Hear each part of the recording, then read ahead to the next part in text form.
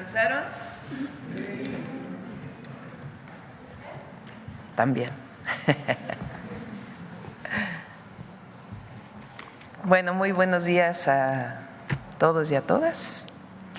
El día de hoy vamos a presentar los avances de la beca Rita Cetina de las asambleas en las secundarias públicas de todo el país. Lo va a presentar Mario Delgado, secretario de Educación, y también Ariadna Montiel va a presentar la dispersión de todos los apoyos, particularmente adulto mayor, que se hace a partir del día de hoy. Y le pedí a Zoé Robledo que nos acompañara el día de hoy. Va a presentar los datos de empleo que vienen de la información del Instituto Mexicano del Seguro Social, con un antecedente del PIB del último trimestre. Y vamos a presentar especialmente el día de hoy, aunque son los miércoles, un detector de mentiras, porque antes de abrir las preguntas vamos a hablar del comunicado del artículo que salió en el Washington Post de un expresidente mexicano, de Zedillo. Entonces, hoy le vamos a dedicar el detector de mentiras. Bueno, primero, Mario, adelante.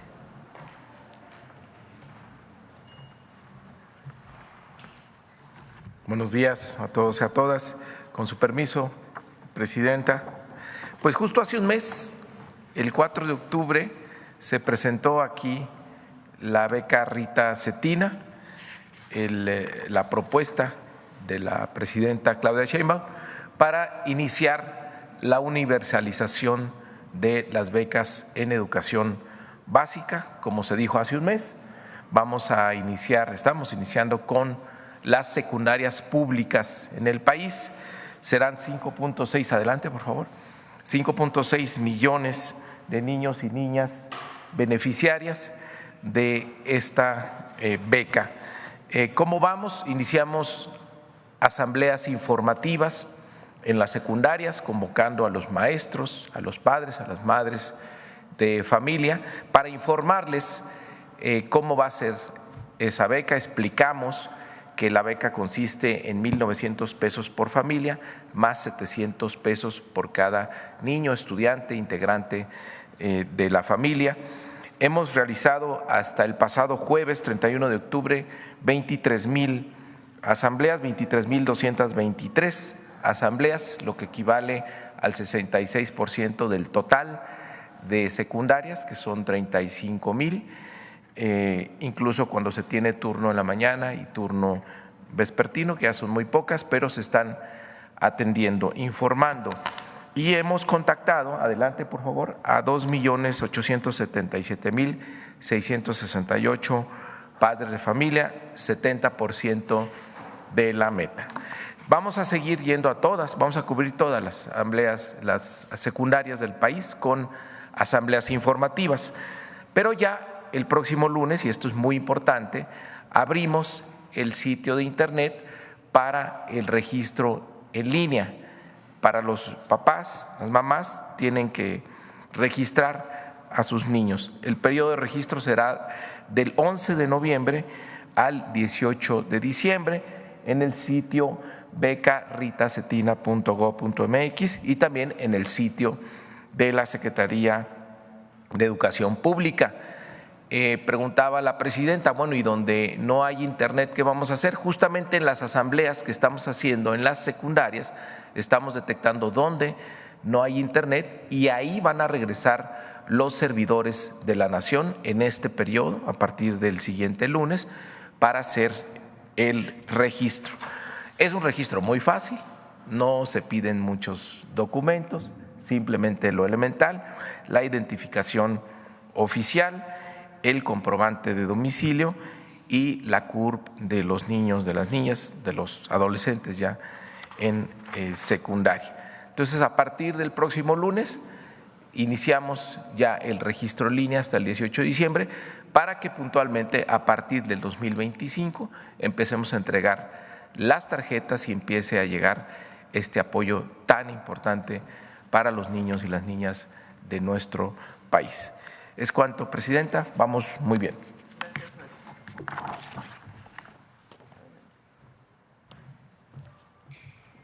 Buenos días. Con el permiso de la Presidenta, vamos a presentar la dispersión de pensiones y programas de la Secretaría de Bienestar. Adelante. En el caso de los adultos mayores, 12.2 millones de derechohabientes de esta pensión van a recibir su apoyo. La inversión social en este bimestre es de 70,787 pesos para este bimestre de noviembre-diciembre. Adelante. 70,787 millones de pesos. En el caso de las personas con discapacidad, 1,484,000 niñas y niños, jóvenes y adultos con discapacidad van a recibir su pensión con una inversión social de 4,293 millones de pesos. Adelante. En el caso del programa de madres trabajadoras, 269,000 niñas y niños, hijos de estas mujeres que trabajan, estudian o están en busca de trabajo, van a recibir su apoyo por 331 millones de pesos. Adelante. En el caso del programa Sembrando Vida, 441,000 sembradores y sembradoras van a recibir su apoyo mensual. En el caso de Sembrando Vida se realiza de manera mensual la entrega de este jornal. Lo que corresponde a este mes de noviembre son 2,648 millones de pesos. Adelante. En suma, en esta dispersión de apoyos, 14.4 millones de derechohabientes y beneficiarios de las pensiones y programas van a recibir su apoyo bimestral o mensual, como ya dije, en el caso de Sembrando Vida, por 78,059 millones de pesos. Adelante. Estos apoyos, como ustedes saben, se entregan a través de la tarjeta del Banco del Bienestar de manera directa y sin intermediarios a través de 3,149 sucursales del Banco del Bienestar. Las sucursales se atienden de lunes a viernes de 8 a 4:30 de la tarde en ventanilla y las 24 horas de los 7 días de la semana en los cajeros automáticos. Adelante. Es importante mencionar cómo usar la tarjeta del Banco del Bienestar. Reiterar que es una tarjeta bancaria como la de cualquier otro banco. Se puede retirar el efectivo en cajeros del banco, la totalidad del monto de los apoyos. También se puede comprar en tiendas de autoservicio, tiendas departamentales, pagar en lugares con terminal bancaria. Y también pues se tiene cobertura en todo el país. Así que es muy importante recordarles que sus recursos estarán dispuestos ya a partir de hoy. Recordar que vamos aquí a presentar el calendario por letra, adelante, del 4 al 28 de noviembre y Sembrando Vida recibirá su apoyo el día martes 12 de noviembre. Adelante. Este es el calendario de pago, como ustedes recordarán, se dispersa de manera progresiva a través de la letra del primer apellido para que sea en orden. Promedio dispersamos entre 1 millón y 1,100,000 apoyos al día. Y vamos a iniciar el día 4 y vamos a concluir el día jueves 28 de noviembre. Es cuanto, Presidenta.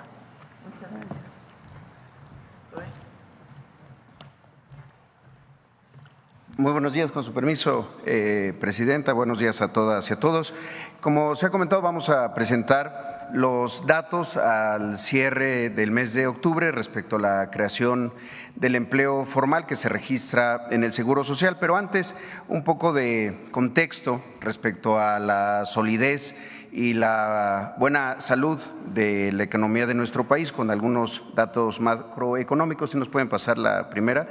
Primero, seguimos viendo una tendencia histórica de crecimiento del Producto Interno Bruto, con los datos de la estimación oportuna que genera el INEGI, vemos que el valor total de la economía del país es de 25.9 billones de pesos. Hay un incremento del 1% en términos reales respecto al segundo trimestre del 2023 y también un incremento del 1.5% en términos reales respecto al tercer trimestre del 2023.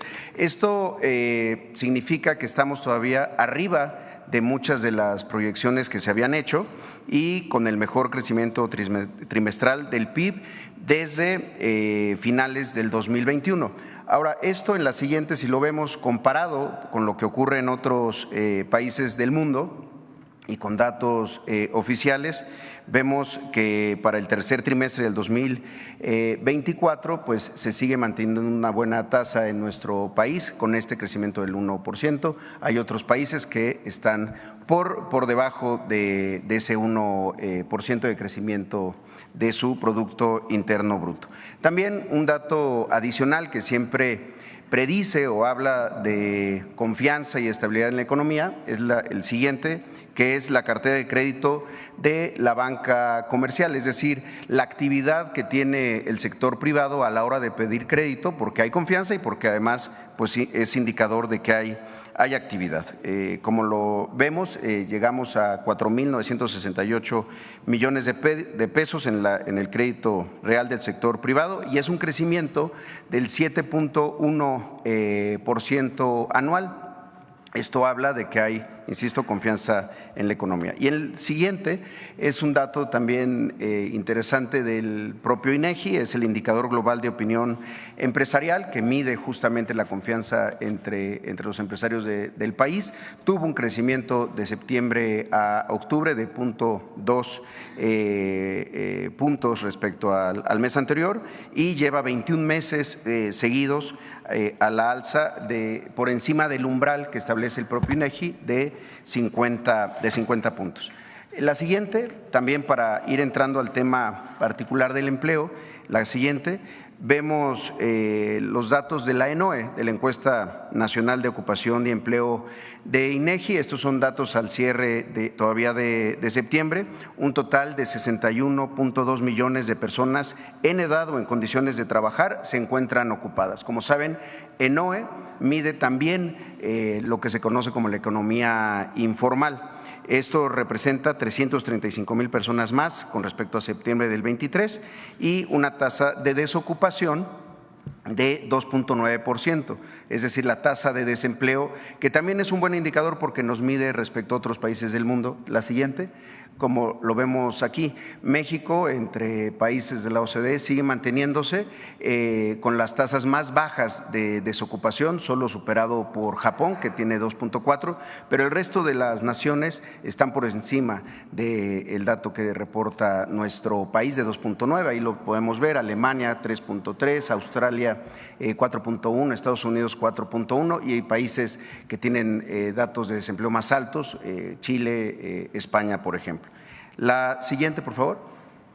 También está ya entrando a la serie histórica del empleo que se registra en el Seguro Social, lo que conocemos como la formalización, el empleo formal. Aquí es importante señalar que desde noviembre del 2020 este dato fue considerado por el propio INEGI como información de interés nacional. Es un proceso que establece el INEGI, que además se acaba de ratificar para 2024, en donde el dato tiene que cumplir 4 variables. 1, que es un tema específico. 2, que es necesario para la decisión y el diseño de políticas públicas, que es un dato que es regular y periódico y además que tiene una metodología científicamente sustentable. Entonces, en la evolución del empleo que tenemos en el IMSS llegamos a 22.618.942 empleos. Es la cifra más alta desde 1997, cuando comenzó a medirse con la metodología que se usa actualmente. En 2018, para dar una idea, el empleo registrado en el IMSS era de 20.079.000 empleos. La siguiente, vemos ya el cierre del mes de octubre, 138,000 empleos creados solamente durante el mes de octubre, que representa la segunda cifra más alta de lo que va del año del 2024. Durante el 2024 se han creado 594,000 empleos, digamos de enero a octubre, que equivale a una tasa de crecimiento del 2.7%. Y también, como lo podemos ver, en los últimos 12 meses, cuando se mide de octubre a octubre, también es una cifra positiva de 316,000 empleos para el último año, octubre, en lo que va del 24, casi 600,000 empleos. Y un elemento también que es importante en la siguiente es la calidad del empleo. Antes se enfocaba mucho la creación del empleo sin revisar incluso estadios de precariedad, en donde el empleo pues era formal pero muy bajo.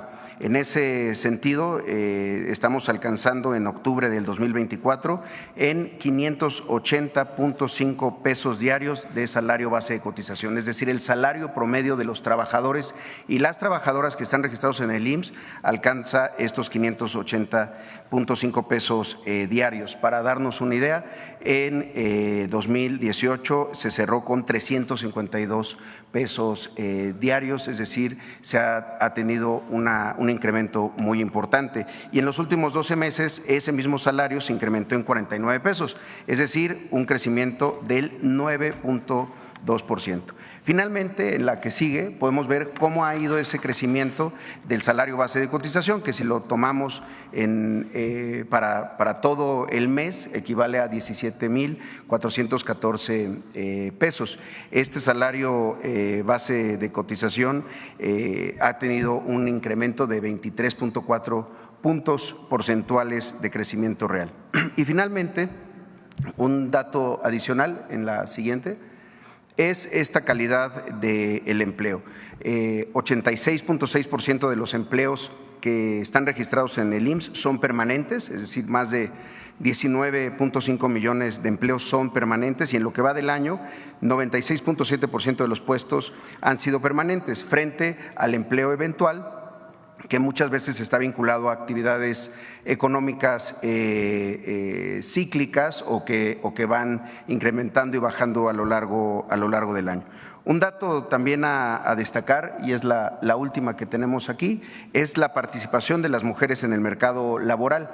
Hoy representan 9 millones de puestos de trabajo registrados en el IMSS, son el 50% del empleo creado en octubre. Solo en octubre el 50% del empleo ha sido de mujeres entrando al mercado laboral, el 55% del trabajo creado en lo que va del año también son mujeres, y 76% del empleo creado en los últimos 12 meses ha sido mujeres. Es decir, este dato es fundamental porque es la entrada de mujeres al mercado laboral a partir de las posibilidades que tienen con muchas políticas y muchos programas.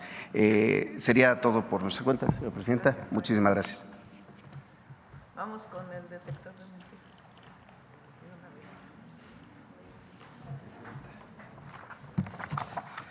Con su permiso, presidenta, buenos días a todas y todos. En los últimos días, quienes niegan la voz del pueblo que a través de las urnas dio su mandato, han lanzado una colección de mentiras, exageraciones, calumnias y tergiversaciones contra el actual gobierno, reviviendo la falacia de que vamos hacia una dictadura, sin considerar que al expresar sus falsedades ponen en evidencia la contradicción. Ernesto Zedillo, presidente de México de 1994 a 2000, rompió con su silencio para defender al Poder Judicial que él creó y que, según las encuestas, la mayoría de los mexicanos reprueba y considera corrupto. A 24 años del fin de su gobierno, pocos recuerdan la herencia de las políticas de Ernesto Zedillo, aunque todas y todos la seguimos padeciendo y pagando. ¿Cómo fue el gobierno de Ernesto Zedillo? Veamos el video del detector de mentiras.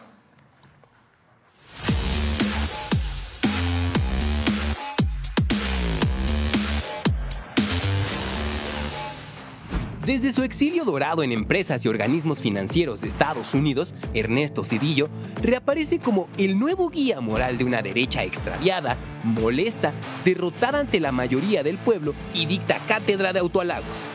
1. Es mentira que creó un poder judicial independiente y garantizó la división de poderes.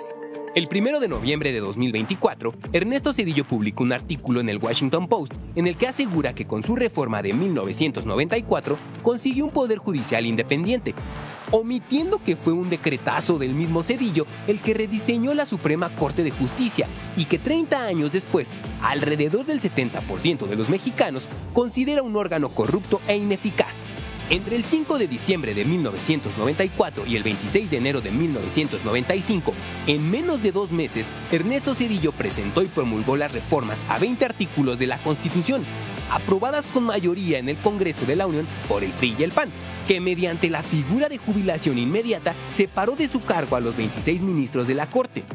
Los 11 ministros de la nueva Suprema Corte no fueron electos más que por el dedazo de Zedillo en acuerdo con el PRI y el PAN. Tan es así que el columnista Raimundo Riva Palacio comparó esta medida con lo realizado por el dictador peruano Alberto Fujimori y consideró que la reforma judicial era el equivalente a un golpe de Estado técnico, pues rompía con la división de poderes y la inmovilidad de los jueces establecida en la Constitución. Zedillo ve la paja en el ojo ajeno y no la viga en su Suprema Corte. Esta actuó a modo del Poder Ejecutivo sin cuestionar o analizar medidas tan graves como el Fobaproa, el anatocismo o cobro de intereses sobre intereses, el ilegal rescate carretero o la privatización de ferrocarriles de México. 2. Hoy Ernesto Zedillo se presenta como el salvador de la economía mexicana luego de la crisis de 1995, pero esto es mentira. Zedillo, el PRI y el PAN endeudaron a todos los mexicanos, convirtiendo las deudas privadas en deudas públicas. En 1995, Ernesto Zedillo activó el Fondo de Protección al Ahorro, Fobaproa, convirtiendo en deuda pública la deuda de los bancos, que entonces ascendía a 552.300 millones de pesos. El 12 de diciembre de 1998, en contra de la voluntad popular, los diputados del PRI y el PAN aprobaron la Ley de Protección al Ahorro Bancario. Actualmente, 1 de cada 10 pesos de la deuda interna de México corresponde al Fobaproa, la cual ya alcanza 1.096.877.7 millones de pesos. Mientras el gobierno de Zedillo rescató a los bancos, según cifras oficiales, generó 4.714.000 pobres alimentarios, propició que 4.330.000 personas entraran en pobreza de capacidades y condenó a 5.681.000 personas a la pobreza patrimonial. Los ministros heredados de Zedillo determinaron en 2005 no revisar las irregularidades del Fobaproa en 4 bancos. 3. Las matanzas de Aguas Blancas y Acteal, los derechos humanos que Zedillo no defendió. Aunque en su artículo del Washington Post Ernesto Zedillo se define a sí mismo como un demócrata, las masacres de Aguas Blancas y Acteal lo definen de otra manera. El 28 de junio de 1995, 17 campesinos fueron asesinados por policías y agentes judiciales, quienes dispararon contra los indefensos campesinos a 3 kilómetros del poblado de Aguas Blancas, Guerrero. El 22 de diciembre de 1997, un grupo de 60 paramilitares disparó con armas explosivas del ejército contra un grupo de indígenas tzotziles mientras se encontraban orando dentro de una ermita, con un saldo de 45 personas muertas. En 2009, la segunda sala de la Suprema Corte determinó que el Estado no debía pagar compensación a 2 detenidos de la matanza de Acteal que pasaron 11 años en la cárcel. 4. Las privatizaciones de Zedillo, el despojo a todas y todos los mexicanos.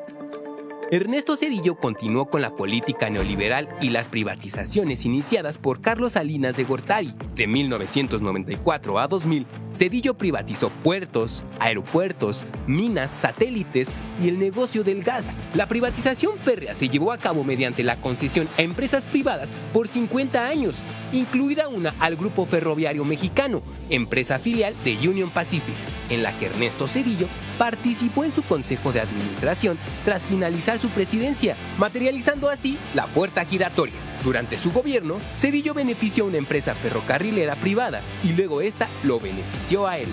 La Suprema Corte de Justicia de la Nación, creada por Ernesto Zedillo en 1995, nunca se opuso a las privatizaciones del gobierno zedillista, a pesar de que el pueblo de México sí lo hizo.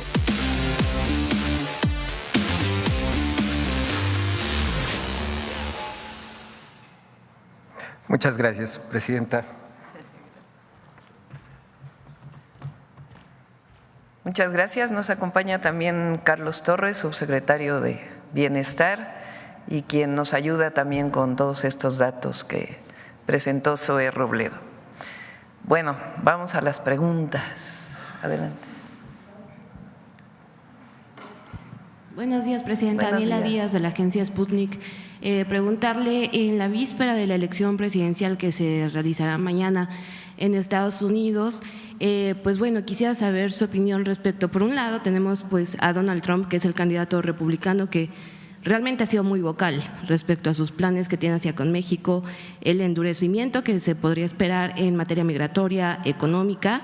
Y por el otro está pues la demócrata Kamala Harris, que aunque dista mucho su discurso del republicano, pues sabemos que durante este gobierno de Biden pues hubo un récord en las deportaciones de migrantes, que ha sido muy crítica también del TEMEC. De hecho, cuando ella fue senadora, pues votó en contra de este tratado. Y pues bueno, preguntarle, independientemente de los resultados, ¿qué podría esperar su gobierno? ¿Se prevé que se endurezcan pues las políticas migratorias, económicas de Estados Unidos hacia México? Y pues también preguntarle cuál sería la hoja de ruta de su gobierno pues con la próxima presidenta o presidente de Estados Unidos. Gracias. Gracias. Bueno, primero lo hemos mencionado, nosotros respetamos y respetaremos obviamente la decisión del pueblo de Estados Unidos. A quien el pueblo de Estados Unidos elija, vamos a trabajar conjuntamente. Una vez que, vamos a ver qué pasa mañana, quién obtiene la mayoría, si es que mañana hay un resultado posteriormente. Y nosotros vamos a decidir hasta que no se termine todo el proceso electoral de Estados Unidos. No nos vamos a manifestar, no a decidir, sino a manifestar hasta que no termine todo el proceso electoral. Así debe ser, así lo hizo en su momento el presidente López Obrador y es la misma actitud que debe tomar el gobierno de México. Entonces va a ser de esa manera.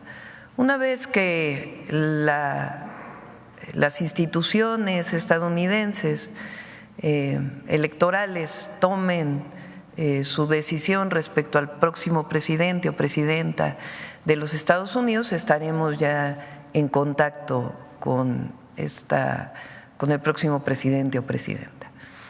Estamos haciendo un trabajo muy importante y además lo hemos estado haciendo también con empresarios y empresarias y queremos fortalecerlo todavía más para demostrar la importancia que tiene el tratado comercial para los Estados Unidos. Es decir, el TEMEC no solamente beneficia a México, sino beneficia de manera muy importante a los Estados Unidos.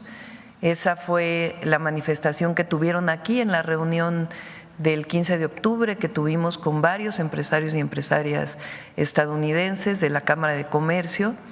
Y este trabajo lo seguimos desarrollando porque es muy importante que se conozca cómo Estados Unidos, su economía depende mucho de la economía de México y cómo el tratado comercial beneficia a Canadá, beneficia a Estados Unidos y beneficia también a México.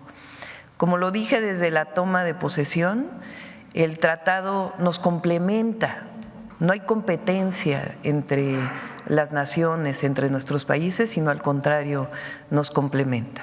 Y vamos a continuar con los diálogos de alto nivel para los temas relacionados con nuestra relación, desde los temas de migración, el tema del fentanilo, que es un tema importante para Estados Unidos por razones humanitarias, diría yo, pero también otros temas que son importantes, como el tráfico de armas de Estados Unidos hacia México y otros temas de la relación comercial y nuestra relación con el resto del continente americano. Entonces va a haber buena relación, además de tomar, de respetar la decisión del pueblo de los Estados Unidos, en el momento que ya los órganos electorales hayan tomado su decisión definitiva, en ese momento pues estableceremos la relación y estoy segura que va a haber una buena relación con Estados Unidos y buscaremos la mejor comunicación. Gracias.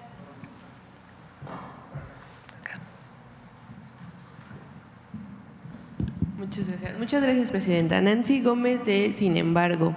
La Corte, como mencionaba en el video, pues mañana va a discutir lo de la reforma al Poder Judicial, pese a que la semana pasada se aprobó esta reforma en materia de inimpugnabilidad de las reformas constitucionales. ¿Ya tendrá una ruta trazada si la Corte decide cambiar algunas modificaciones de esta reforma al Poder Judicial?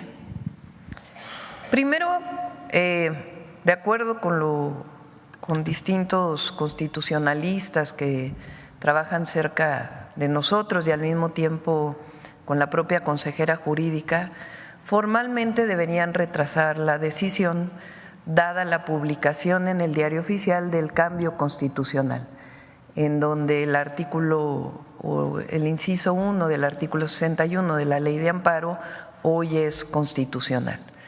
Ese es el primer tema, vamos a esperar qué dice la Corte hoy o qué dice el día de mañana. Segundo, si ellos insisten en decidir el día de mañana, yo creo que vale la pena, y esto es muy importante, que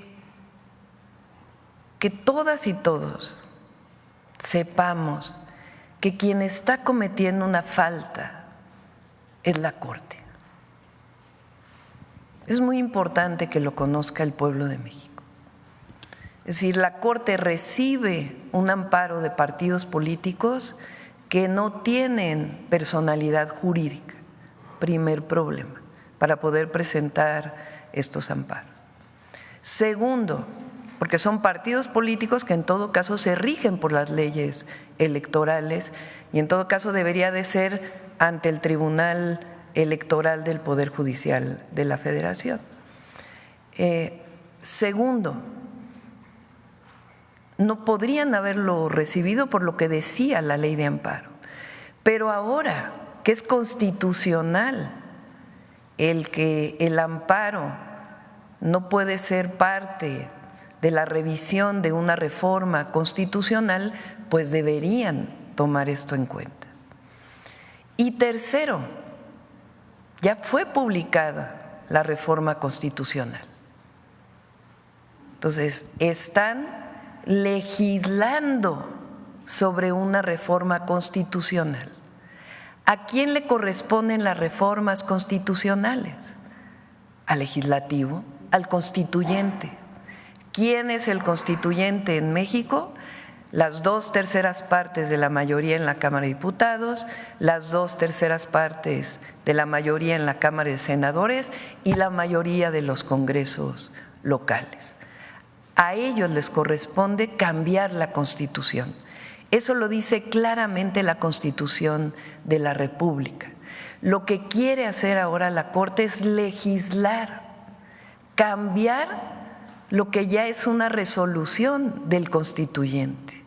Es decir, la Corte se está sobrepasando sobre sus funciones. Yo no me quiero adelantar. Claro que tenemos un plan que no pone en riesgo nada. Tenemos, por supuesto, un plan, sea que decidan a favor o que decidan en contra. ¿Quién está provocando un problema constitucional? Porque ni siquiera le quiero llamar crisis, porque así le llaman nuestros adversarios. ¿Quién lo está provocando? La Corte. O sea, porque ahora resulta que la presidenta de la República dicen que está provocando una crisis constitucional. O sea, ¿cómo? De nuevo el recuento. El presidente López Obrador envía una reforma a la Constitución el 5 de febrero de 2024. Es parte de la discusión del proceso electoral. Se gana la elección. Y el número de diputados y senadores, esto es muy importante, lo decide el INE y el Tribunal Electoral a partir de una fórmula a partir de quienes ganaron la mayoría y de una fórmula que está establecida claramente en la Ley de Procedimientos Electorales. Siguen el mismo procedimiento que se siguió en el 2021, en el 2018, en el 2015, porque ya ven que hablan de la sobrerepresentación, ¿no? Se siguió lo que dice la ley. Hay elecciones, gana la mayoría calificada el movimiento del que somos parte, el movimiento de la Cuarta Transformación.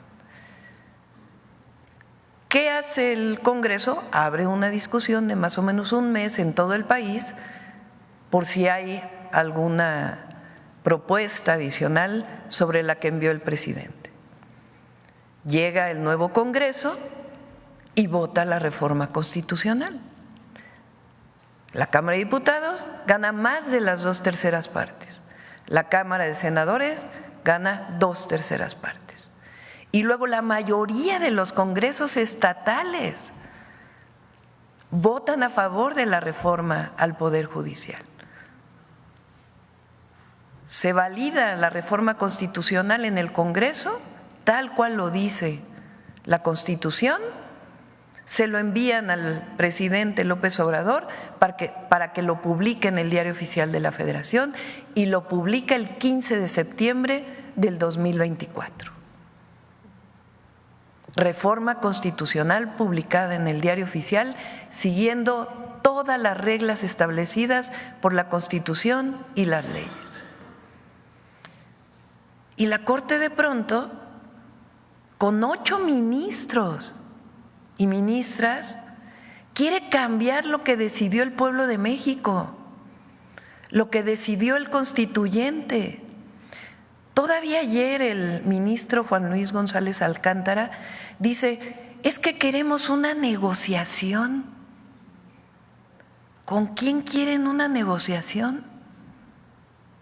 ¿Con la presidenta? Si la presidenta lo único que hace es publicar en el Diario Oficial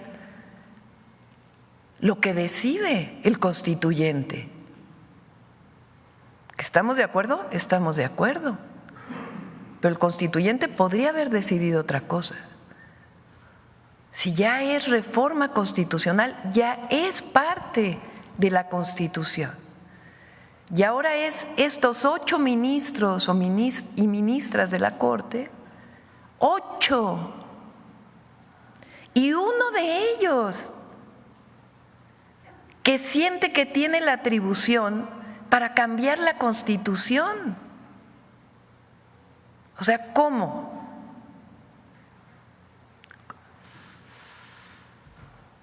¿Cómo? ¿Quién está poniendo en duda la reforma constitucional? Un ministro de la Corte.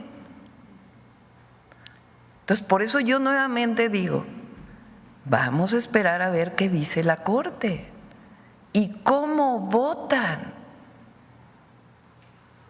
A ver si las y los 8 ministros, que no pueden estar por encima del pueblo de México, que no pueden estar por encima del constituyente, que está también representando al pueblo de México, deciden.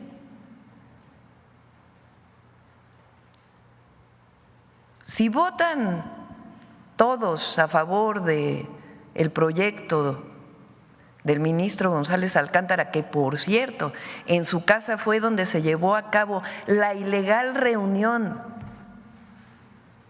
con el presidente del PRI, ya dijo que él no estaba, pues sí, pero fue en su casa.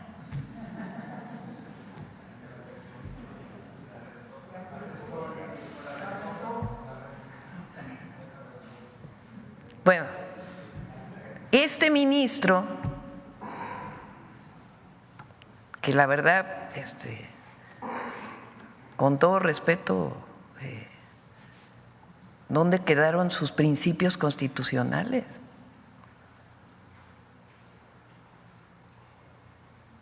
Entonces, esta persona quiere poner en duda la reforma constitucional. Bueno, vamos a ver qué dicen los 8.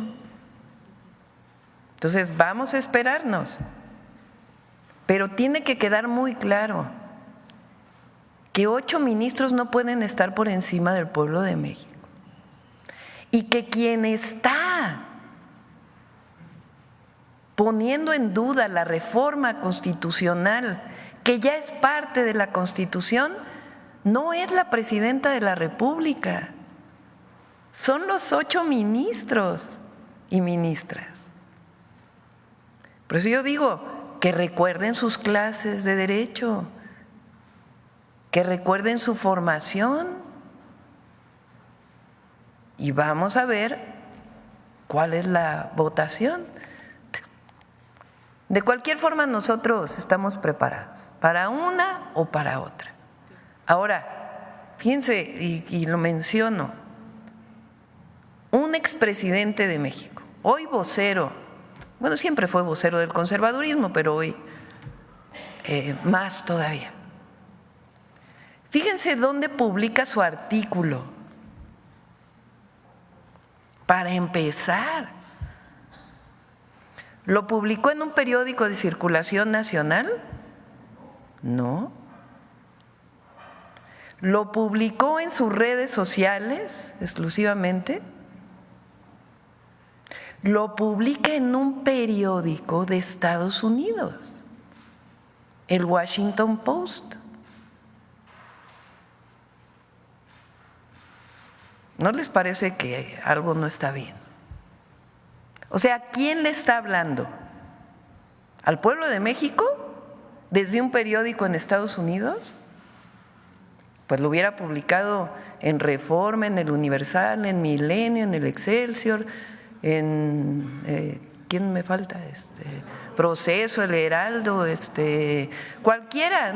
Y no lo hablo por mal, sino sencillamente porque son periódicos que, aunque son metropolitanos, la mayoría de ellos son los periódicos de la vida nacional. No lo publica en un periódico nacional. Lo publica en el Washington Post. Entonces, ¿a quién se dirige? Pues a los estadounidenses, ¿no? O al gobierno de Estados Unidos o a la política de Estados Unidos. Bueno, él privatizó los ferrocarriles a extranjeros. ¿Qué decía López Mateos en su carta al pueblo de México cuando nacionalizó la industria eléctrica? A ver si lo tienen por ahí. El presidente lo puso aquí varias veces.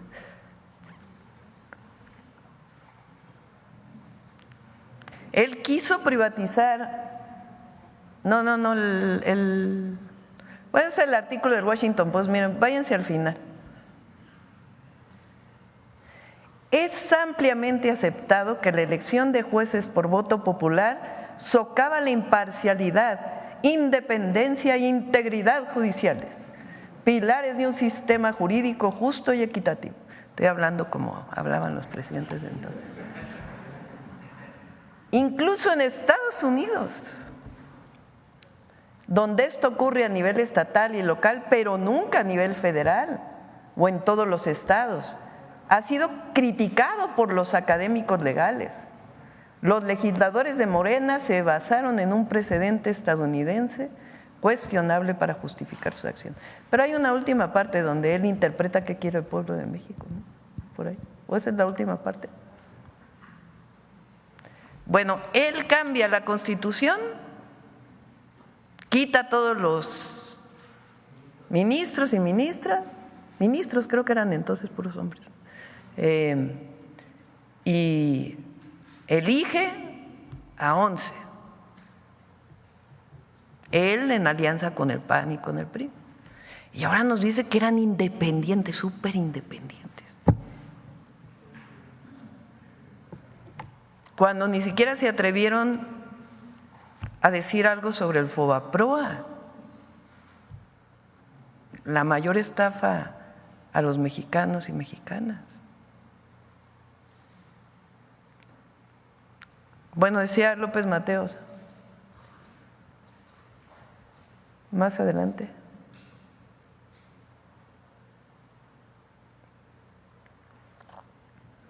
Solo un traidor entrega su país a los extranjeros. Los mexicanos podemos hacer todo mejor que cualquier otro país.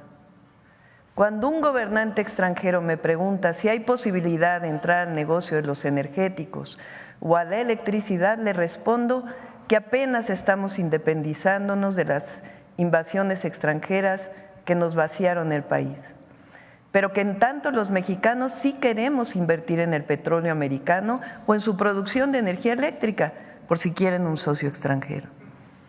En México la Constitución es muy clara. Los recursos energéticos y los yacimientos petroleros son a perpetuidad propiedad única y exclusiva del pueblo mexicano. El resto de las especulaciones al respecto son traición a la patria. Industrializar el país no implica una subasta pública de nuestros recursos naturales, ni la entrega indiscriminada del patrimonio de la patria.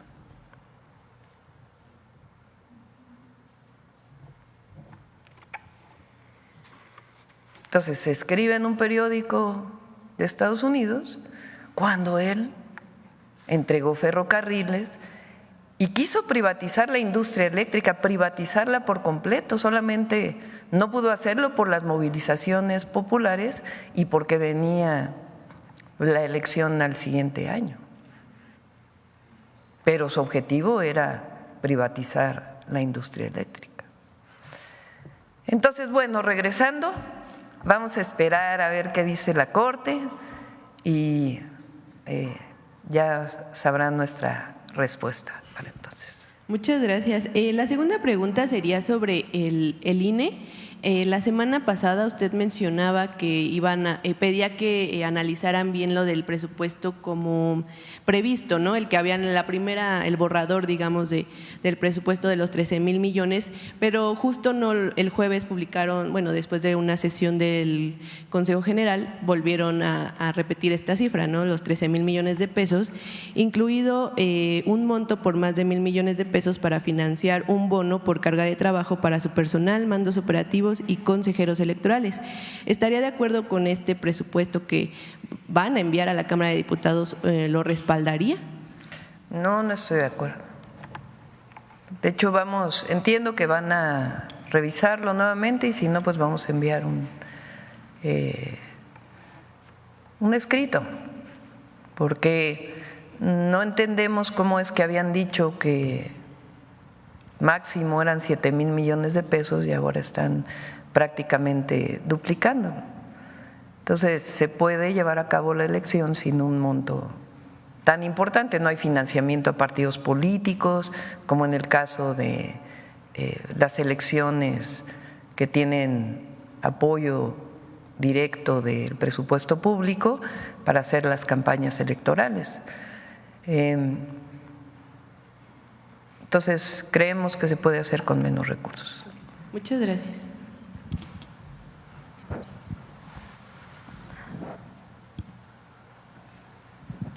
Gracias.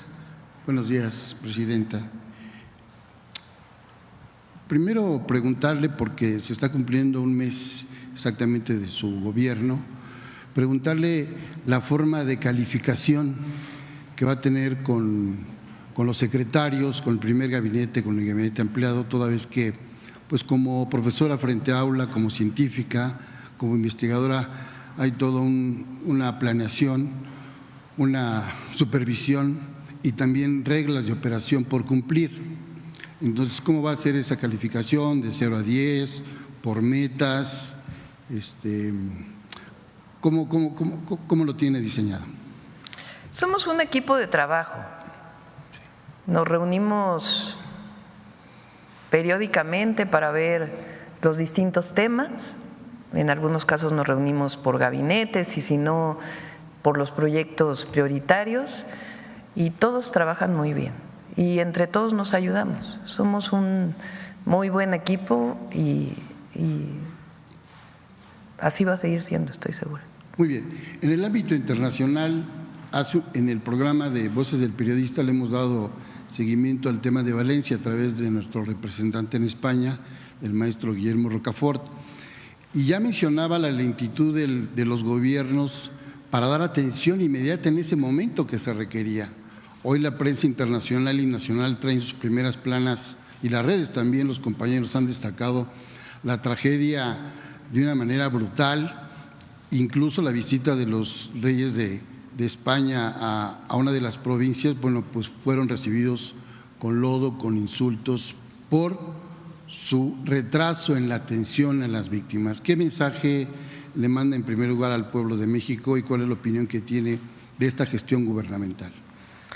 Bueno, al pueblo español y en particular a Valencia y otros lugares en donde vivieron esta terrible tragedia, toda nuestra solidaridad y el apoyo que puedan necesitar de México siempre va a estar ahí.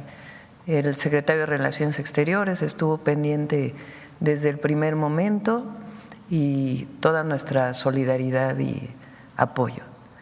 No creo que sea el momento para hablar de las autoridades españolas. Yo creo que toda nuestra voz tiene que estar y nuestro sentir de solidaridad a todos.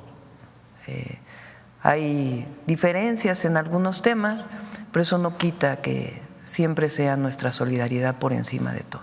Es momento de solidarizarnos. Por otro lado, pienso que México ha avanzado mucho en la atención a catástrofes de este tipo. Es muy importante el desarrollo del plan DN3 que se fortaleció, que viene de tiempo y se fortaleció con el presidente López Obrador, del plan Marina, del plan Guardia Nacional ahora.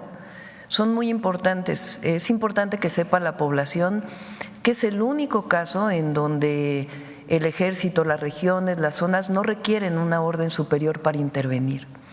Ellos están preparados para que en una situación de emergencia puedan apoyar de inmediato a la población y se preparan durante tiempo para poderlo hacer.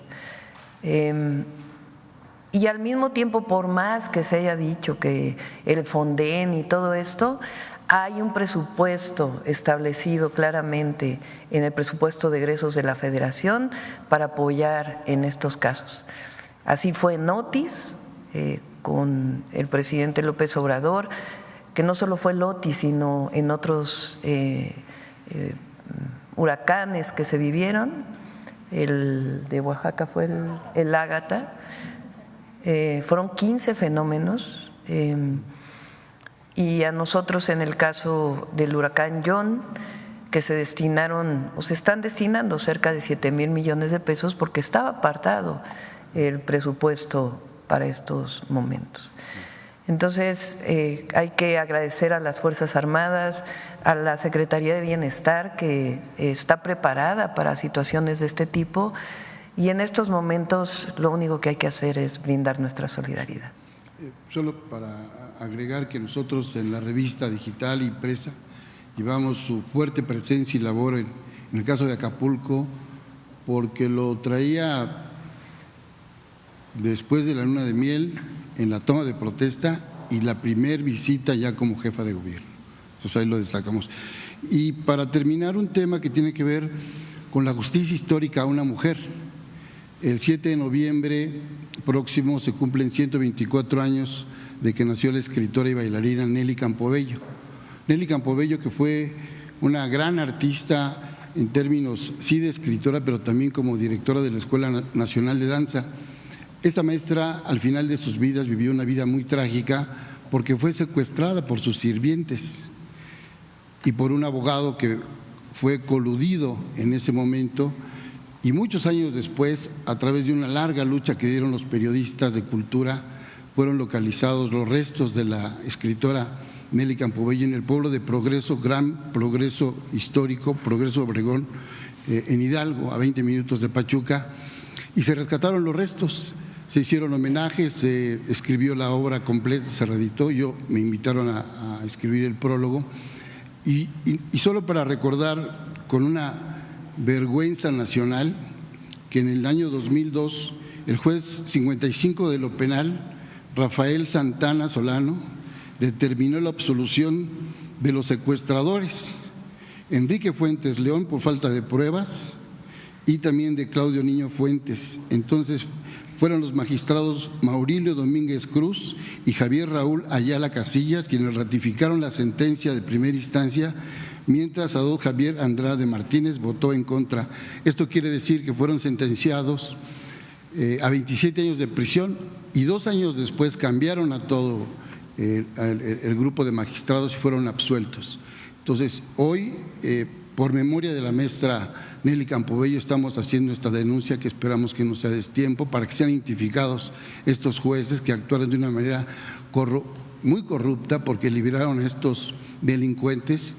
Enrique Fuentes León, que fue abogado del cártel del Golfo, incluso ya ha fallecido. Cristina Belmont, la esposa de Enrique Fuentes León, también ya falleció, pero Claudio Niño Fuentes, esposa de Claudio Niño Fuentes,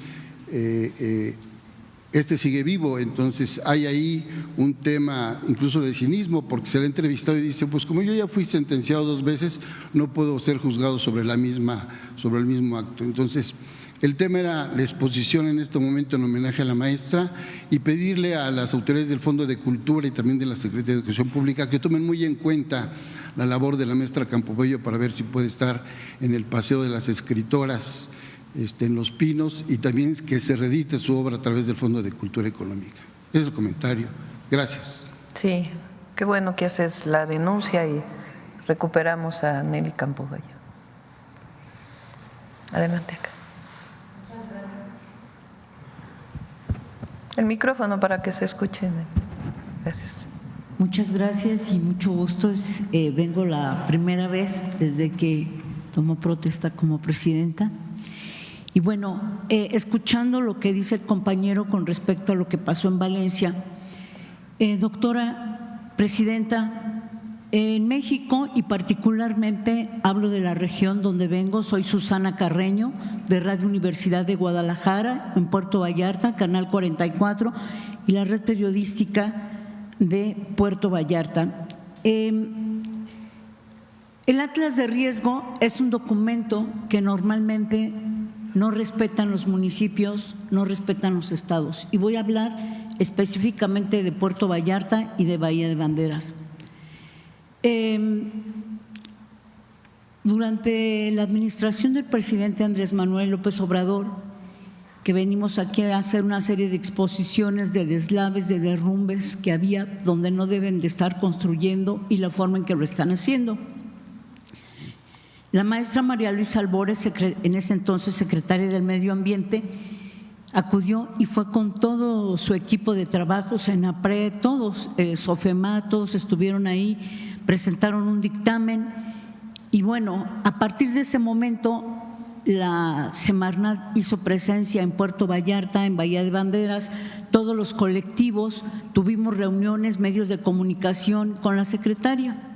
Se avanzó mucho, especialmente en salvar el río de los Horcones, que es uno de los ríos vivos que tenemos ahí en Puerto Vallarta y que pues es muy importante para el medio ambiente en esta región.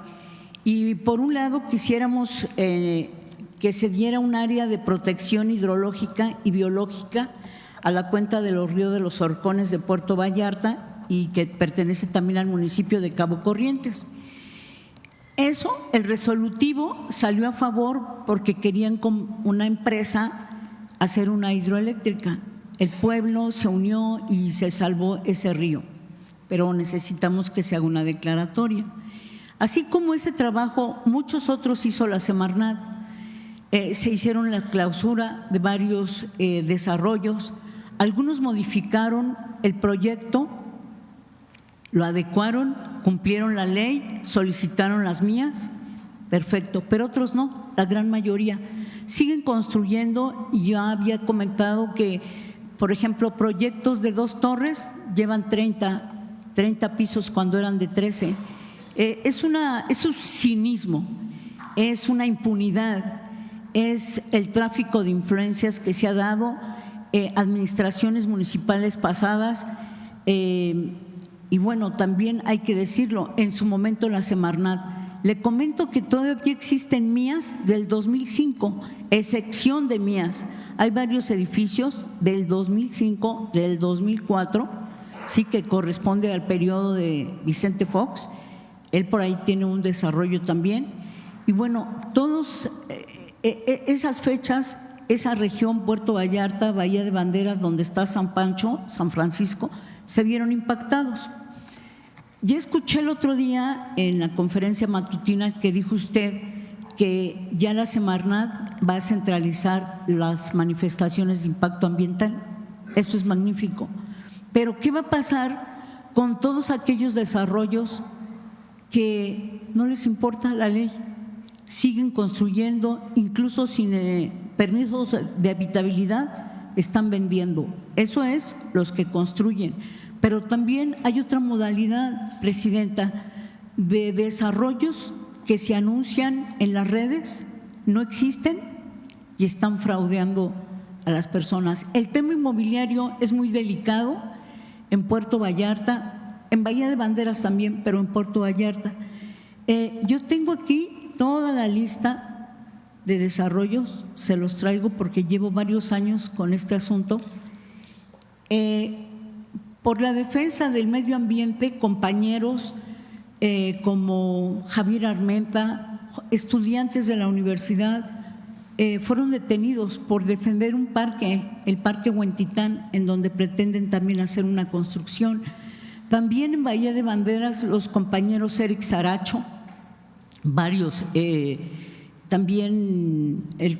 compañeros de ahí de Bahía de Banderas que han luchado por prevenir, porque no construyan en terrenos nacionales.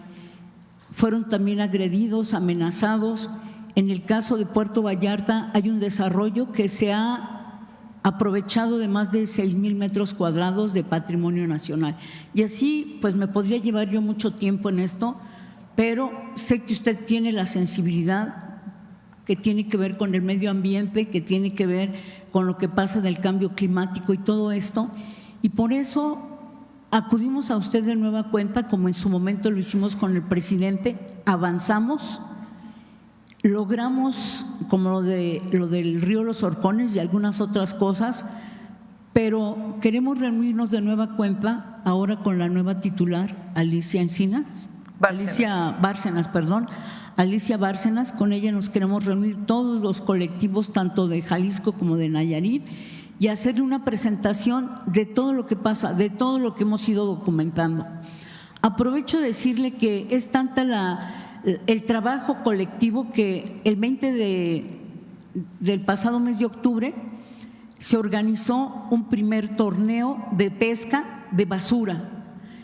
Salimos 37 lanchas, 37 embarcaciones y sacamos más de 2 toneladas de basura del mar, de todo tipo, plásticos, chanclas, botes de plástico, latas de cervezas, bolsas de basura, animales envueltos en bolsas, bueno, una variedad.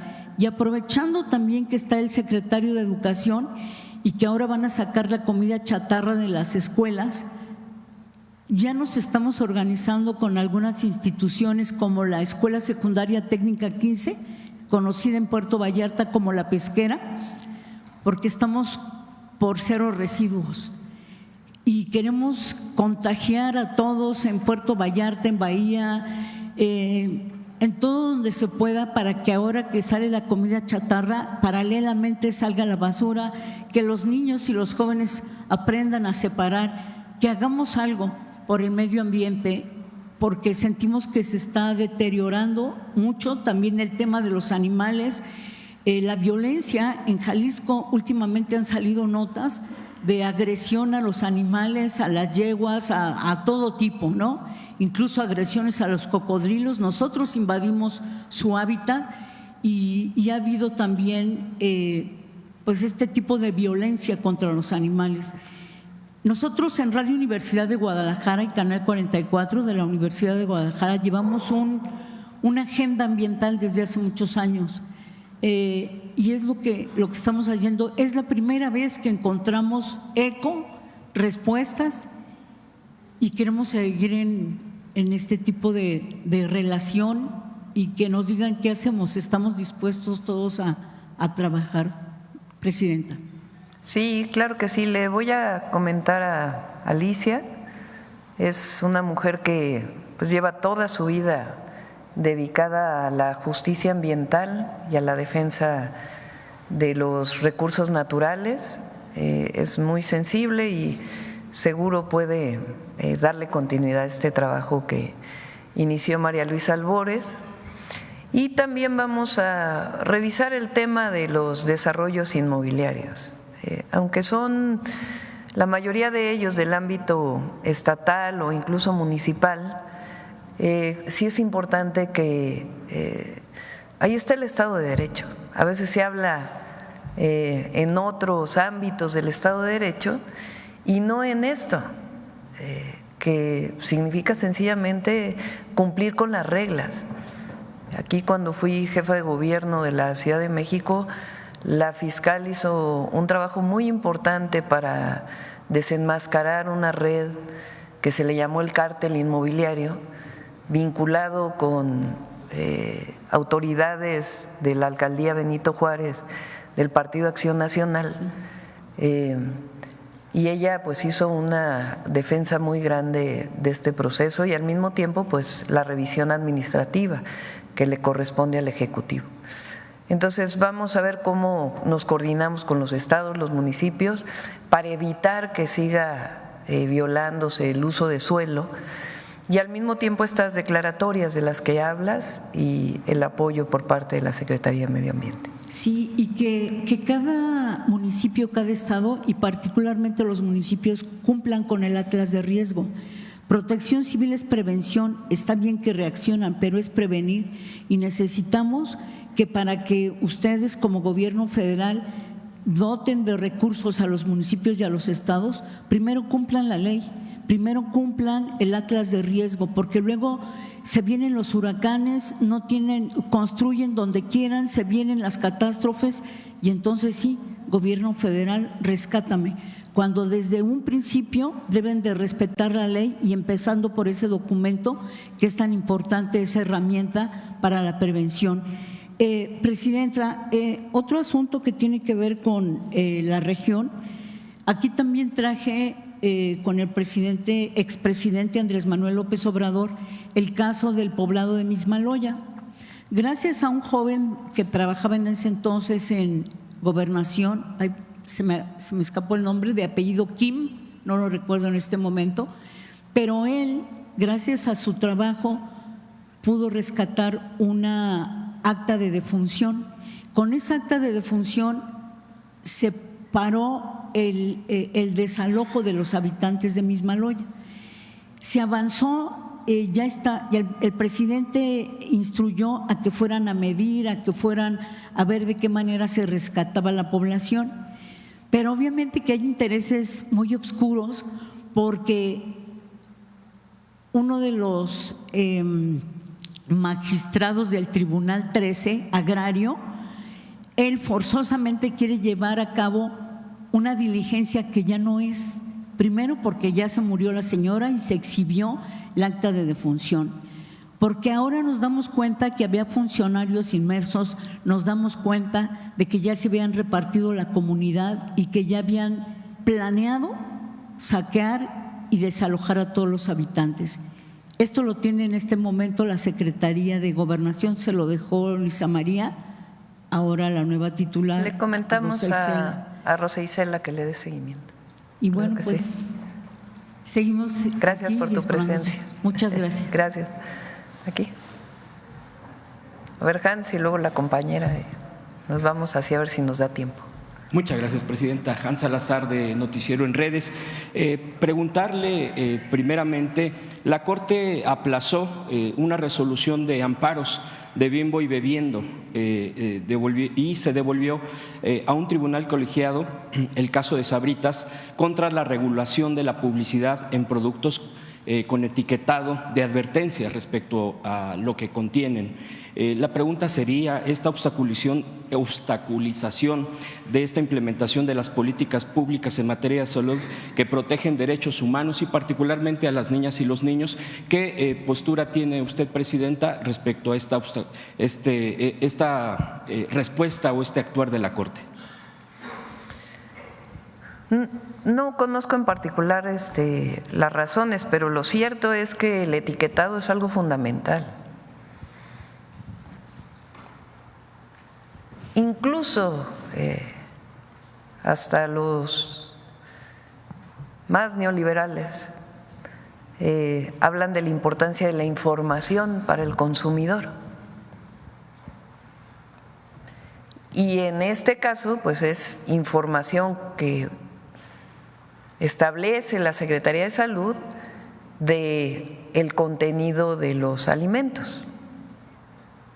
Entonces, una etiqueta lo que le dice a quien la compra, a quien compra ese producto es: te vas a comer un alimento que tiene grasas saturadas, te vas a comer un alimento que tiene mucha sal, te vas a comer un alimento que tiene mucha azúcar. Entonces, pues es información necesaria para poder saber si uno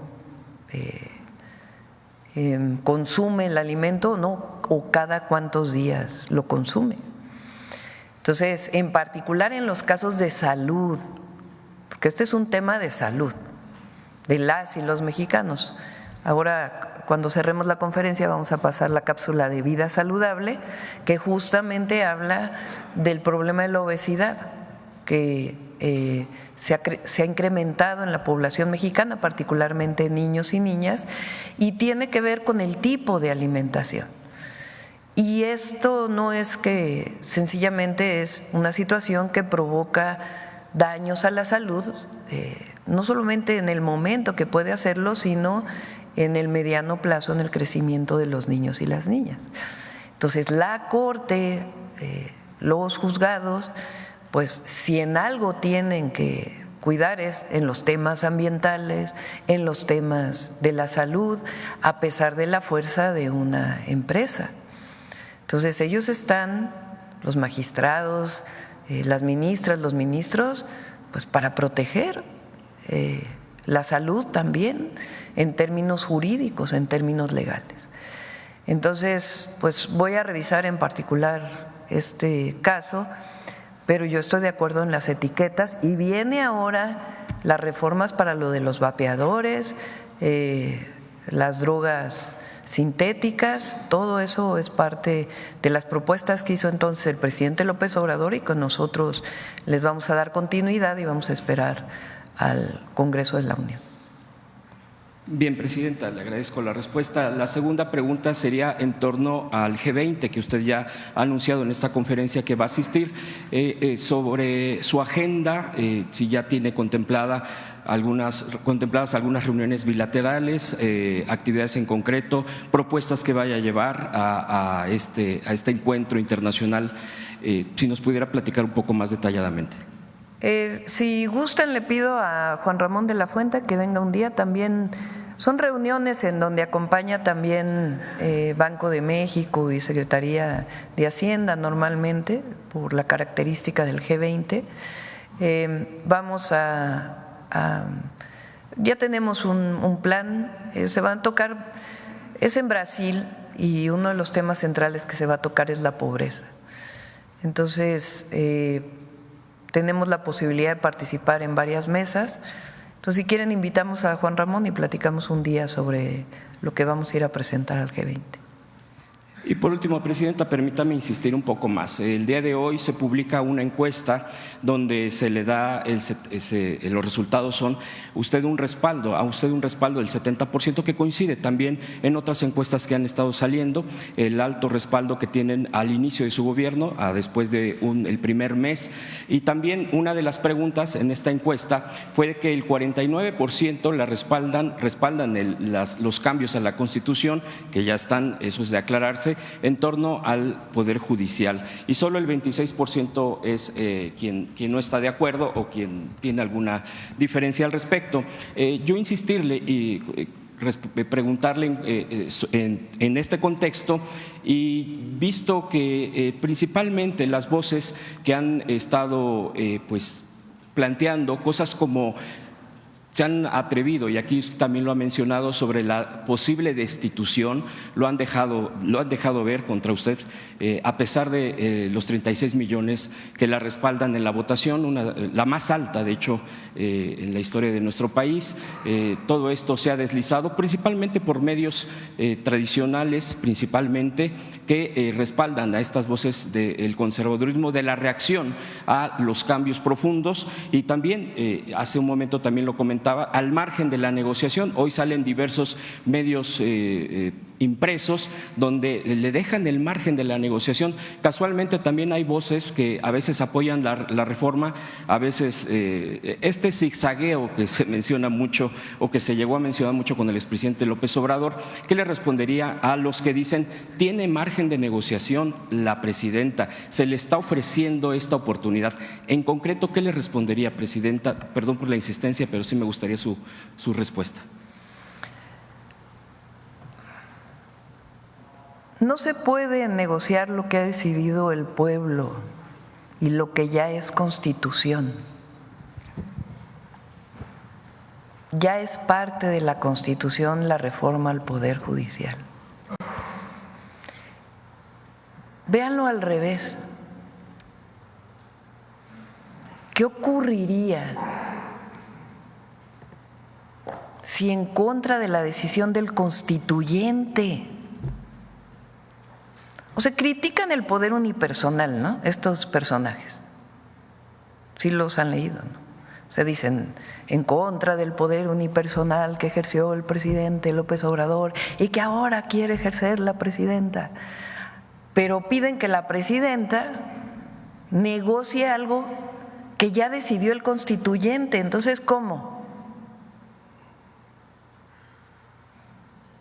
Porque no se entiende. El pueblo de México tomó una decisión. La democracia es el poder del pueblo, por el pueblo y para el pueblo, lo dijo Lincoln.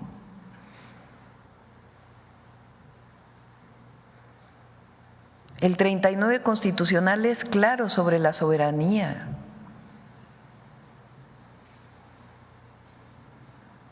El 135 es claro de cómo se cambia la Constitución. Pero además, vean las encuestas.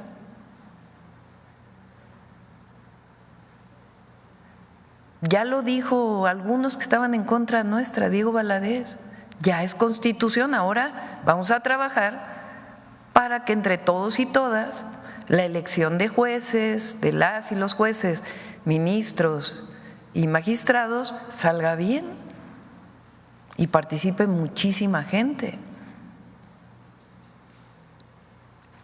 El proyecto del ministro Juan Luis González Alcántara pone en duda la posibilidad de decidir del pueblo.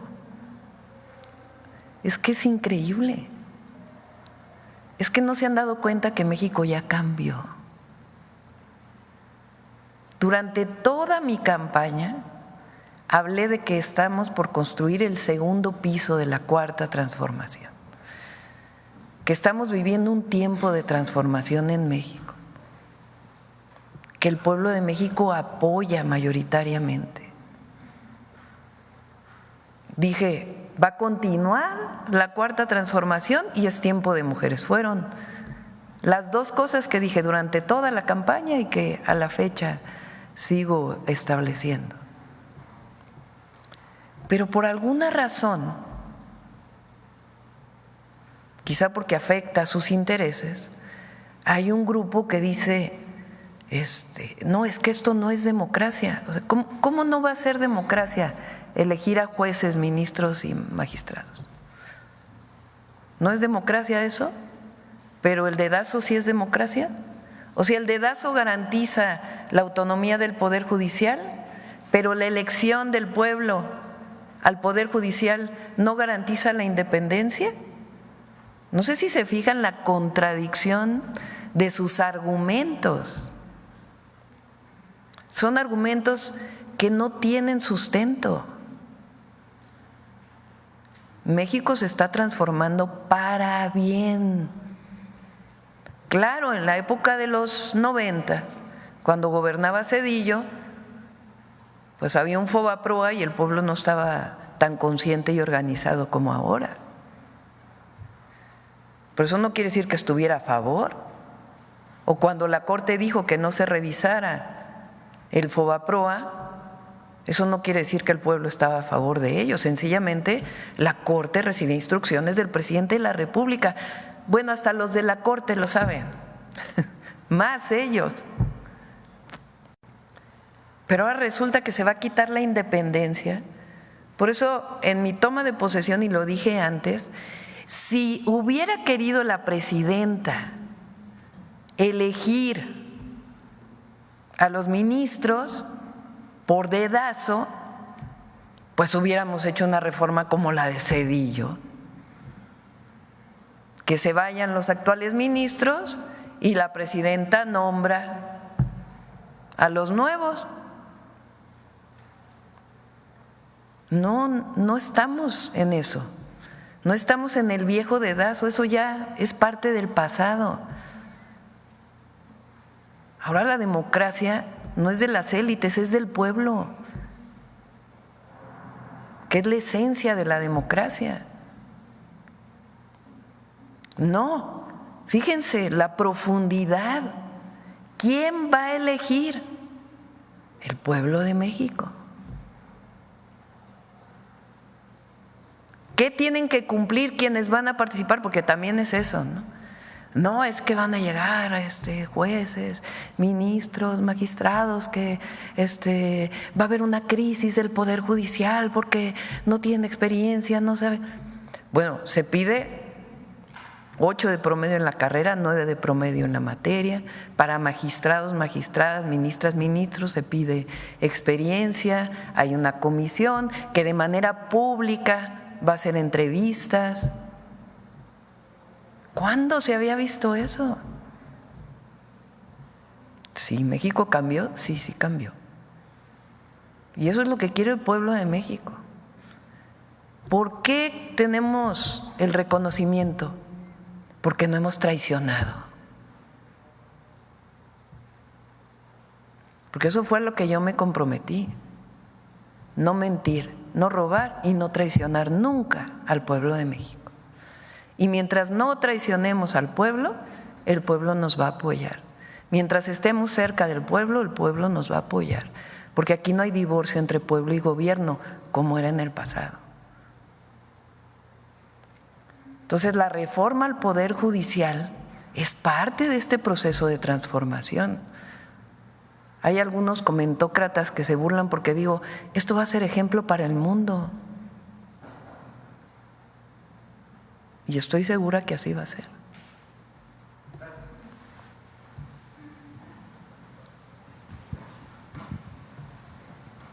Presidenta, buen día. Soy Teremora Guillén, corresponsal de Grupo Intermedia, al que pertenecen el Canal 44 de Ciudad Juárez, Chihuahua, el 66 de Mexicali y el 33 de Tijuana, Baja California. Presidenta, mi primera pregunta, Ciudad Juárez, en la frontera de Chihuahua y Texas, sufre una crisis hidráulica derivada de los compromisos de abastecimiento de líquido contemplado en acuerdos internacionales. ¿Hay proyectos y acciones concretas con el gobierno de estado de Chihuahua? Sí, no nos hemos visto con la gobernadora recientemente ni con el presidente municipal, pero previo a entrar tuvimos reuniones con casi todos los gobernadores y gobernadoras y vamos a apoyar a todos los estados de la República. En particular en Juárez, además del tema del agua, me comprometí, que lo está trabajando Zoe con la Secretaría de las Mujeres, a desarrollar centros de educación inicial o de cuidados de la primera infancia para las mujeres de la maquila. El sistema de cuidados va a empezar en Ciudad Juárez porque hay una deuda histórica con las mujeres de Juárez y además me lo pidieron las mujeres que trabajan en la maquila cuando estuve ahí. Entonces OE está trabajando y ya muy pronto lo vamos a presentar junto con el DIF y la Secretaría de las Mujeres. Presidenta, por otra parte, tras la temporada de lluvias, el sistema Cutzamala solo recuperó un 30%, llegando al día de hoy a 64% de su capacidad. Pedro Moctezuma Barragán, subsecretario del Agua en el Estado de México, ha advertido sobre que la crisis hídrica no ha terminado. Se trabaja en una serie de estrategias para reducir la dependencia del sistema Cutzamala y asegurar el abastecimiento de agua a través de fuentes propias y sostenibles. Esta crisis hidráulica puede ser ahora una oportunidad para impulsar proyectos de abastecimiento más sostenibles y garantizar el acceso al agua para la población al aprovechar el momento en el que inicia un nuevo gobierno federal y en la Ciudad de México. Es difícil que se deje de recibir agua del Cutzamala. Cuando fui jefa de gobierno hicimos un proyecto con el Estado de México entonces, que está funcionando muy bien. De hecho, tengo interés en ir a visitarlo porque es parte de los proyectos que vamos a desarrollar para hacer más eficiente el uso del agua. La presa del Bosque es la última presa que está en Michoacán, que después lleva agua a Valle de Bravo y de ahí a toda la zona metropolitana del Valle de México. En la presa del Bosque hay agricultores que toman agua de la presa para la siembra de aguacate y de guayaba principalmente. Durante muchos años estuvo tomando agua sin tener permiso por parte de nuevos agricultores que se desarrollaron en esa zona. Entonces, desde la Ciudad de México y el Estado de México, el entonces gobernador del Mazo, tomamos la decisión de que parte de los recursos de la ciudad y del Estado de México se invirtieran en Michoacán. Por primera vez se invierten en otro estado de la República. ¿Para qué? Para hacer más eficiente el riego y en vez de cortar el abastecimiento de agua para riego, que no tenía los permisos, que la Conagua le otorgara los permisos y que se regara de manera más eficiente. El programa terminó y entiendo que está funcionando bien, me lo informó el actual, entonces el director de Conagua y el actual director de Conagua. Y es un ejemplo de cómo pueden desarrollarse acciones para disminuir el agua que se utiliza para riego y esa agua utilizarla para consumo humano. Ese es parte del proyecto del Plan Nacional Hídrico que estamos desarrollando y que a final de mes vamos a tener un acuerdo nacional entre industriales, distritos de riego, el gobierno federal, para avanzar mucho más en este proceso. Inclusive muchos están entregando parte de sus concesiones que hoy no utilizan para que se puedan utilizar para el abastecimiento de agua para consumo humano. Esto lo vamos a hacer hacia finales de noviembre, pero desde el principio estamos trabajando en todo ello. En particular en el caso de la zona metropolitana del Valle de México, tenemos una reunión en donde participa el gobernador de Hidalgo. La instalamos desde antes de que entráramos al gobierno, el gobernador de Hidalgo, la gobernadora del Estado de México, Clara Brugada, jefa de gobierno, y su servidora con nuestros equipos. Y estamos trabajando un programa integral para Hidalgo, para el Estado de México y para la Ciudad de México, que tenga formas más sustentables de utilización del agua y también el saneamiento de algunas zonas que históricamente han estado muy contaminadas, como por ejemplo el Valle del Mezquital o también Tula, que es uno de los municipios más contaminados del país y que hoy estamos trabajando de manera integral para hacer un rescate ecológico de toda esa zona. Presidenta, muchas gracias. Y por último quisiera preguntarle de qué manera la presidenta Claudia Sheinbaum va a elegir a los diplomáticos en el extranjero, a los diplomáticos mexicanos. Pues es con criterios primero del servicio de carrera de Relaciones Exteriores y otra parte también pues propondremos personalidades que puedan ser representantes del gobierno de México en otros países, ambas. Acá. Buenos días, Presidenta. Salvador Corona, del Universal.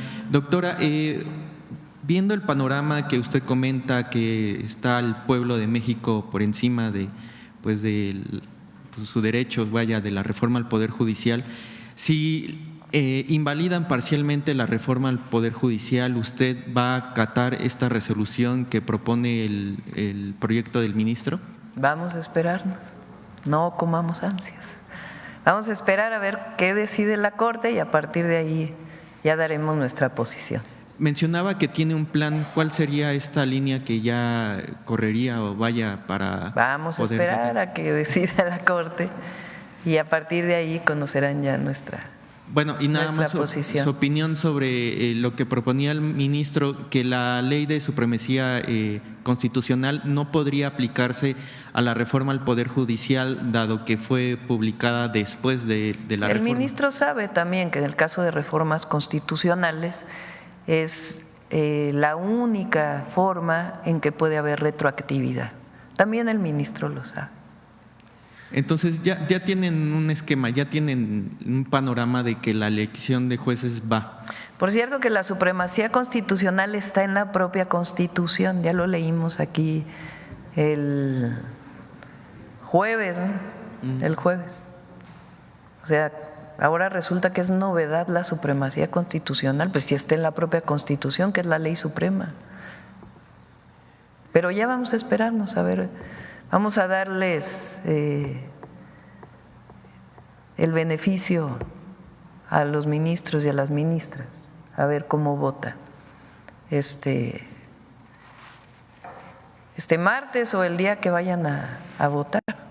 Mañana es un día importante, tanto para la decisión de la Corte, porque también es la elección en Estados Unidos. ¿Pero es un hecho que la elección de jueces se realizará el 1 de junio del 2025? Vamos a esperar a la decisión de la Corte. O sea, usted también ¿Por qué no hablamos el miércoles de esto? Pero vuelves a hacer la pregunta.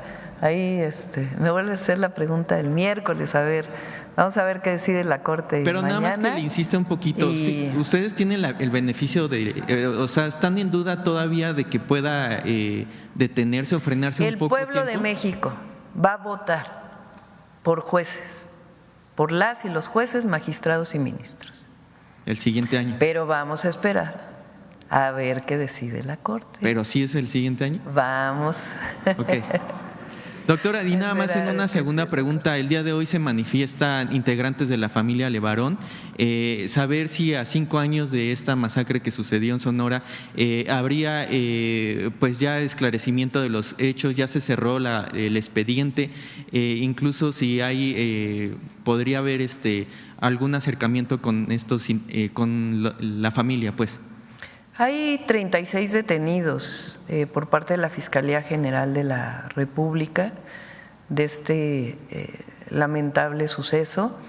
Y sí, si la Secretaría de Gobernación tiene la orientación de que en caso de que así lo requieran, estarán siempre las puertas abiertas. Entiendo que la Fiscalía los va a recibir también, creo que el día de mañana. Gracias. No me lo han pedido hasta ahora. Entonces tiene la Secretaría de Gobernación, tiene la orientación y también la Fiscalía. Es un caso que está en manos de la Fiscalía General de la República. Ya han detenido a 36 personas y mañana tienen reunión con ellos. Además, sí, aquí. Vamos a esperar a ver qué pide la familia. Buenos días, Presidenta. Fernando Mejía, de Grupo 7 Noticias. Me gustaría insistir un poquito en el contexto de la próxima cumbre del G20 en Brasil. ¿Cuáles son los objetivos específicos que busca alcanzar esta reunión internacional? Además, ¿de qué manera planea utilizar esta plataforma para fortalecer la economía mexicana y pues abordar los desafíos globales? Y adjuntando este tema, me gustaría también preguntarle sobre tras las elecciones presidenciales de Estados Unidos, si tiene planeada una visita cordial directamente o planea enviar una comitiva. Esas serían mis primeras preguntas. Bueno, vamos a esperar también a ver si esta semana hablamos sobre el G20. Mañana vamos a hablar del Programa Nacional de Salud, el Plan Nacional de Salud. El miércoles, el Plan Nacional de Energía, particularmente de electricidad, y programamos para que ustedes conozcan las características y todo el pueblo de México del G20, quiénes participan, qué se ha visto en estas reuniones y qué es lo que está planteado para el próximo G20 en Brasil. Le pedimos a Juan Ramón de la Fuente que pueda venir para que les informe. Muchas gracias. Una pregunta más. ¿Existe una crítica pública sobre los posibles perfiles partidistas dentro del Comité de Evaluación, lo cual ha generado dudas sobre su imparcialidad? ¿Cómo responde a quienes cuestionan esta objetividad del comité y cuáles son las acciones que tomaría para garantizar un proceso justo y transparente con respecto a eso? Pues que no tienen razón. Hay 3 personas que han participado en el Poder Judicial, un presidente de la Corte y 2 presidentas de poderes judiciales estatales. Y después 2 abogados, una joven y un abogado más adulto, vamos a decirlo así, que tienen distintas experiencias también sobre el Poder Judicial y qué perfiles deben seguir. Entonces es una muy buena comisión y además va a ser público, todo el proceso va a ser muy transparente. Ok, ya nada más para finalizar, Presidenta, con temas de seguridad. Se ha reportado recientemente un incidente de elementos de la Guardia Nacional que estuvieron involucrados en un accidente bajo los efectos del alcohol. Mi pregunta sería, ¿qué acciones o medidas implementará para que evitar estos casos se repitan y garantizar que la seguridad de los elementos de seguridad también, ¿no? No sé a qué caso te refieres. Existió en la semana pasada, existió un caso de un choque de elementos de la Guardia Nacional. Sí, el día de ayer emitió un comunicado la Guardia Nacional y el día que vengan a seguridad les pedimos que informen con todo detalle. Pero cualquier caso en que haya una irregularidad de cualquier servidor público y particularmente de las Fuerzas Armadas, pues tiene que sancionarse administrativa y, si es el caso y lo amerita, incluso penalmente. Bueno, vamos a cerrar Vamos a cerrar ya. Va Vida Saludable.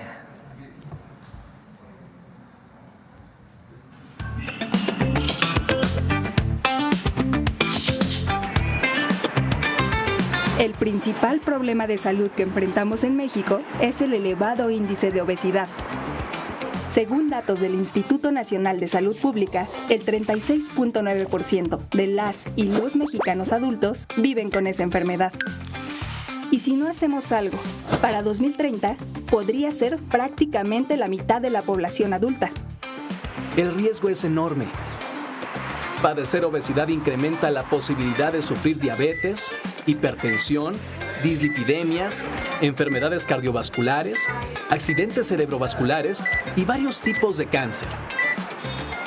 Es urgente tomar acciones preventivas porque en las últimas 5 décadas la obesidad y sobrepeso en niñas, niños y adolescentes de México se ha multiplicado 5 veces. Puedes empezar por nuestra gran aliada, la alimentación saludable. Consume más frutas y verduras. Bebe agua simple en lugar de refrescos y bebidas azucaradas. Y no consumas alimentos procesados y con sellos.